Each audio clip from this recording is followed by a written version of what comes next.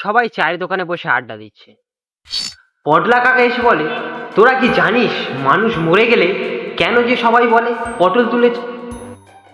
তখন হারু বলল, মারা যাওয়ার আগে শেষবার পটল খায়। সবাই হেসে উঠল। পটলা কাকা গম্ভীর হয়ে বললেন, না, এর পেছনে আছে অক্ষি পটল। নন্দু বলল, কাকা ওটা আবার কোন প্রজাতির পটল? অক্ষি পটল মানে চোখের পর্দা।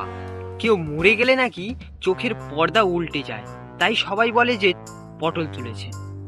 তখন স্কুল মাস্টার পাশ থেকে যাচ্ছিলেন। পটলাকে জিজ্ঞাসা করলেন, পটলা, এসব কোথায় থেকে শুনলি? ফোনে দেখেছি। মাস্টারমশাই হেসে বললেন, ফোনে যা লেখা থাকে আর যা দেখায় সব কিন্তু সত্যি না, আসল উৎস কেউ জানে না।